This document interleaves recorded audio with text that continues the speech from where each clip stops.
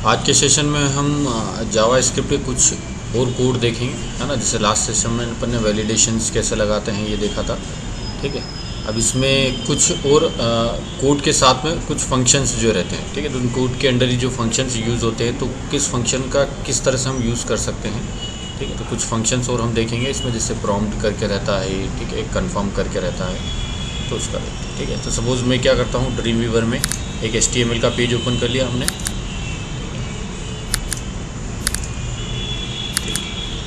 और सपोज़ यहाँ पर मैंने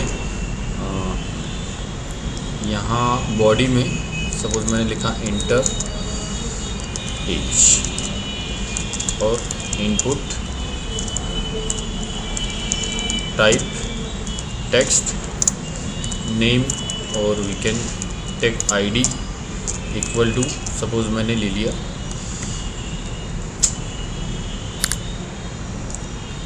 txt एज, ठीक है। और इसके बाद में एक इनपुट टाइप बटन और take submit button, submit and give value equal to enter and give ID equal to btn, suppose enter दिया, और इसको मैं एक फॉर्म टैग में डाल देता हूँ। एक्शन में हम किसी और पेज का ID दे देंगे, ठीक है। हाँ, फिलहाल इसको पहले सेव कर लो ताकि आपके पाथ सही आए। सेव करने के लिए इसमें मैंने लिख दिया एज जावा स्क्रिप्ट, एज JS के नाम से इसको सेव करते हैं। हाँ, अब एक्शन में हम ब्राउज करके किसी दूसरे पेज का पाथ दे देते हैं। सपोज वैलिडेशन वाले पेज का दे दिया, मेथड इक्वल टू पोस्ट, ठीक है। फॉर्म टैग को क्लोज कहाँ करेंगे, बॉडी टैग से जस्ट पहले, ठीक है।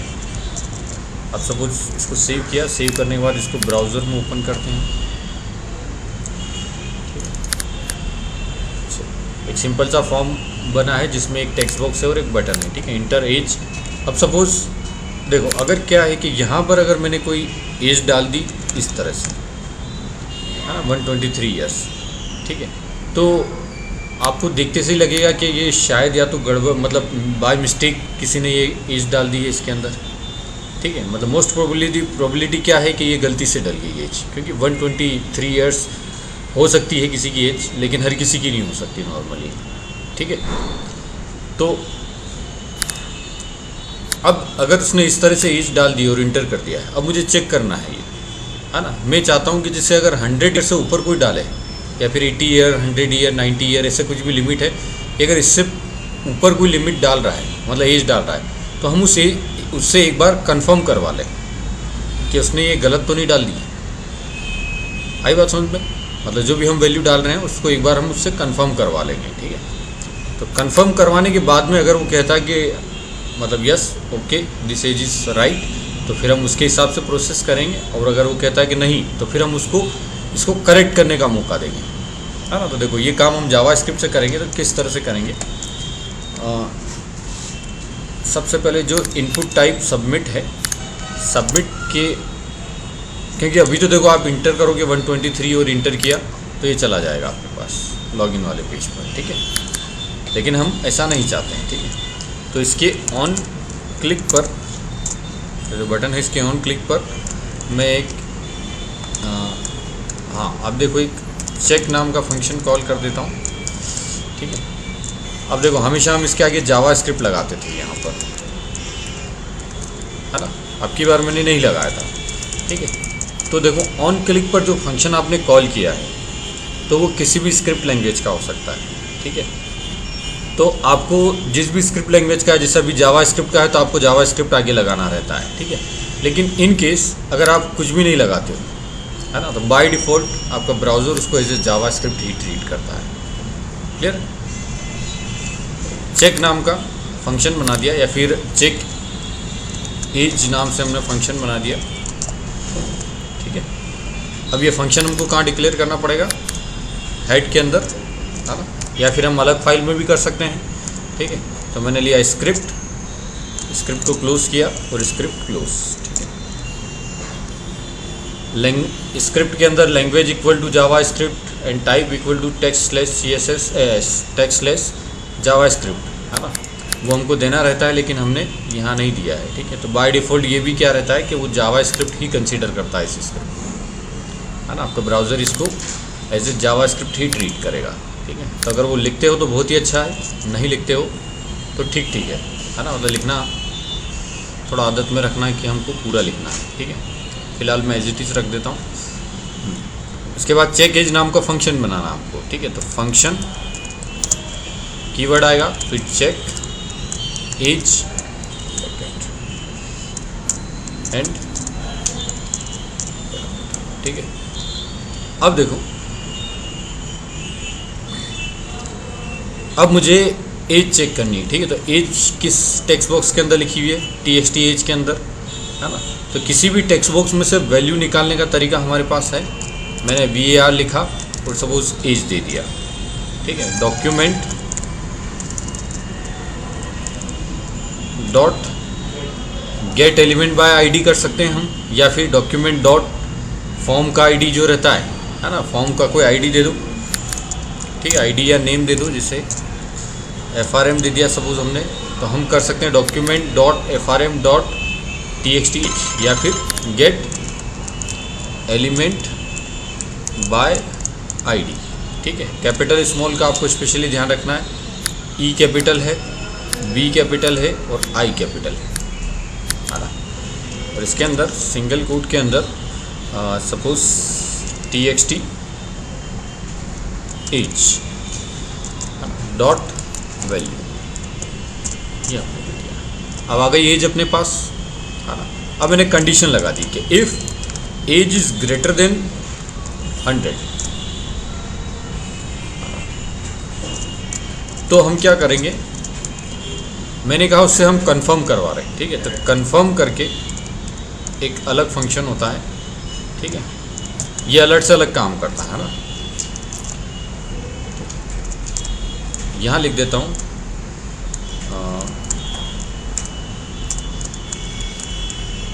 Are you sure about your age. ठीक है, हमने इस तरह से लिख दिया। अब देखो किस तरह से काम करेगा। ब्राउज़र में गए हमने रिफ्रेश किया, okay, allow this content, yes. अब सपोज मैं 100 से ज़्यादा कोई वैल्यू उसमें इंटर कर देता हूँ, तो जिसे मैं इंटर करूँगा तो एक कंफर्म ब्लॉक आएगा। ठीक है, अलर्ट में अगर आपने देखा हो तो अलर्ट में यहाँ पर येलो कलर का मार्क आता है। ठीक है, मैं दिखा देता हूँ आपको। सपोज फिलहाल मैं इस कंफर्म को कमेंट कर देता हूँ और यहीं पे मैं अलर्ट दे देता हूँ।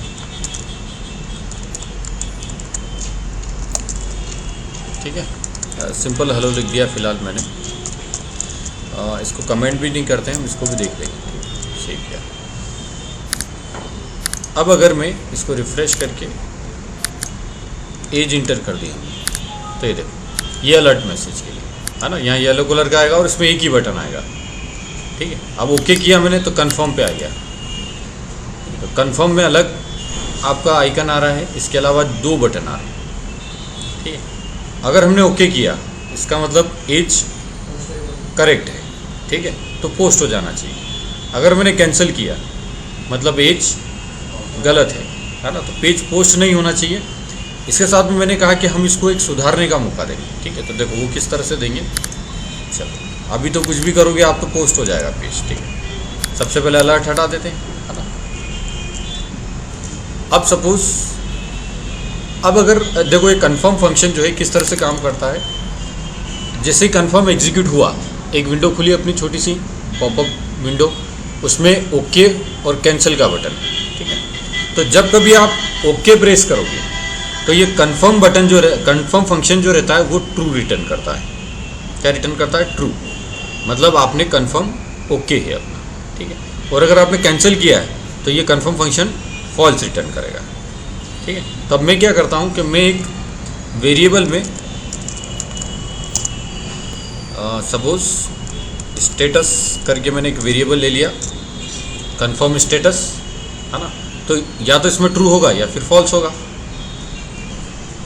ट्रू किस कंडीशन में होगा, जब ओके किया हमने, ठीक है। तो देखो इफ़, इसी में हमने कंडीशन लगा दी कि if status equal to true, तो हमने एक मैसेज दे दिया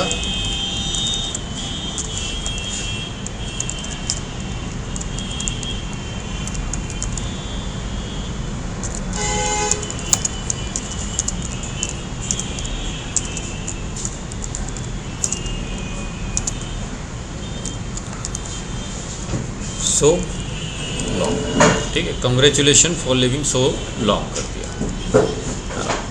और रिटर्न ट्रू, ठीक है। और एल्स पार्ट में हमने क्या कर दिया, एल्स में देखो, एल्स में देता हूँ प्रॉम्प्ट,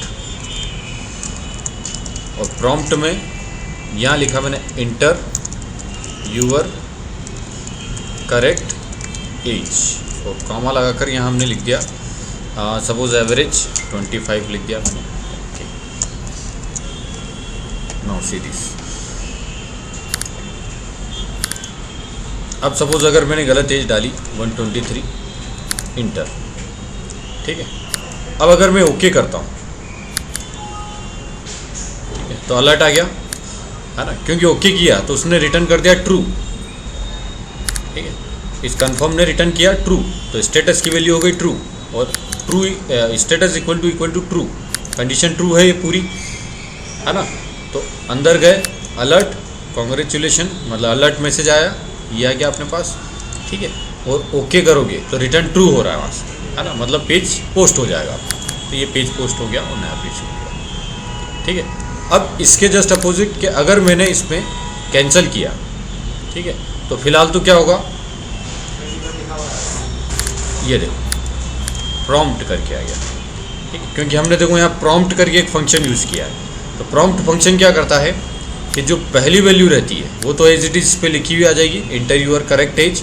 वो जो सेकंड पैरामीटर रहता है इस फंक्शन का, वो इस टेक्स्ट बॉक्स में लिखा हुआ रहता है। यहाँ से हम चेंज कर सकते हैं, मतलब एक एवरेज एज जो रहती है 25, 30 जो भी आपको देनी हो, ठीक है, वो आप यहाँ पर एवरेज दे दो कि ये दे दिया। और इसके बाद सपोज कोई चेंज करना चाहता है, जैसे 43 करना चाहता है, ठीक है, और ओके, ठीक है। तो अब जब भी आप उस ओके पर क्लिक करोगे तो ये जो प्रॉम्प्ट फंक्शन है, जो भी वैल्यू आपने यहाँ पर लिखी है उस वैल्यू को रिटर्न कर देगा, ठीक है। तो रिटर्न की हुई चीज़ को हमको आगे कैच करना है। तो एक वेरिएबल में मैंने जैसे न्यू एज करके एक वेरिएबल बना दिया, और इस एज में न्यू एज में जो भी वैल्यू रिटर्न हुई उसको कैच कर लिया, और उसको मैंने वापस उस टेक्स्ट बॉक्स में लिख दिया, ठीक है।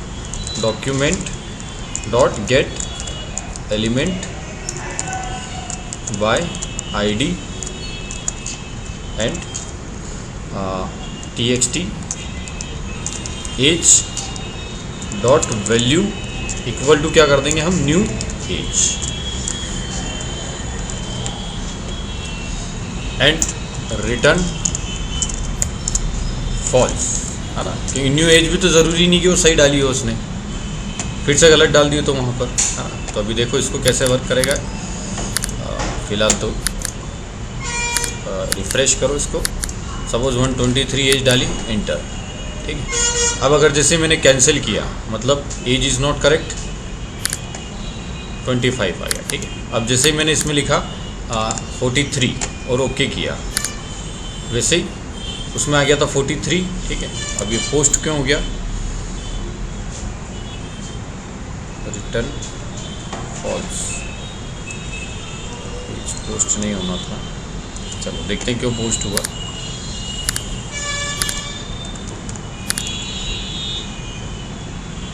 अच्छा, पोस्ट इसलिए हो गया क्योंकि वो एज करेक्ट उसके अंदर आ गई थी, इस वजह से। चलो 23 आई, okay, just a minute. Okay, हाँ, क्या मिस्टेक की हमने, मैंने कहा था कि अगर कोई फंक्शन आपका कभी कोई वैल्यू रिटर्न करता है तो जहाँ फंक्शन कॉल करते हैं वहाँ पर एक रिटर्न कीवर्ड आता है ना, जो हमने नहीं लिखा। ठीक है, तो उसकी वजह से वो बार बार पोस्ट बैक होता जाता है। 123 लिखा हमने, ओके, कैंसल। 25 सपोज मैंने, ठीक है, और बाय मिस्टेक अगर वो 32 की जगह कुछ वापस से 100 से बड़ी लिख देता तो वापस से आपका यहाँ से पेज पोस्ट नहीं होगा, फिर से पूछेगा वो। ठीक है, तो या तो आप कंफर्म करके जाओ कि हाँ okay this age is okay. ठीक है, तो जैसे ओके करोगे तो congratulation for living so long and okay, तो आपका पेज पोस्ट हो जाएगा। ठीक है, तो देखो अब पूरी मैं आपको एक बार वापस से बता देता हूँ किस तरह से वर्क हो रहा है। यहाँ से एक टेक्स्ट बॉक्स है अपने पास में, है ना, जिसमें हम एक एज इंटर कर रहे हैं। ठीक है, वो और एक बटन है सबमिट बटन, जिस सबमिट बटन से हम जब भी क्लिक करेंगे तो चेक एज नाम का एक फंक्शन कॉल हो रहा है। वो चेक एज नाम का जो फंक्शन है वो यहाँ हमने बनाया है। ठीक है, यहाँ पर हमने रिटर्न कीवर्ड लिखा है क्योंकि चेक एज नाम का जो फंक्शन है वो कोई ना कोई वैल्यू रिटर्न करने वाला है। ठीक है, अब इस चेक एज के अंदर हमने क्या लिखा है, document dot get element by ID txt age dot value. जो भी वैल्यू हम इसमें टाइप करेंगे, है ना, यहाँ पर वो वैल्यू आ जाएगी किसके अंदर, एज नाम के वेरिएबल में। If age is greater than 100, ठीक है, अगर एज ग्रेटर देन 100 है तो एक कन्फर्म फंक्शन हमने कॉल किया है जिसमें लिखा है कि are you sure about your age, है ना। तो कन्फर्म फंक्शन क्या करेगा, इस तरह का एक विंडो ले आएगा, है ना, कि are you sure about your age. ठीक है, तो हमने अगर ओके क्लिक किया तो ये कन्फर्म फंक्शन रिटर्न करता है ट्रू, और अगर हमने कैंसिल क्लिक किया तो कन्फर्म फंक्शन रिटर्न करेगा फॉल्स। तो हमने चेक किया कि हमने ओके क्लिक किया है क्या, अगर ओके क्लिक किया है मतलब स्टेटस इक्वल टू हो गया ट्रू, है ना, तो स्टेटस इक्वल टू ट्रू, तो हमने अलर्ट मैसेज दे दिया congratulation for living so long and return true कर दिया ताकि आपका पेज आगे पोस्ट हो जाए। ठीक है, और अगर मैंने कैंसिल पे क्लिक किया तो ये कन्फर्म फंक्शन रिटर्न करेगा फॉल्स। ठीक है, तो स्टेटस अगर आपका फॉल्स हुआ तो इस कंडीशन में नहीं जाएगा, तो कहाँ जाएगा, एल्स में।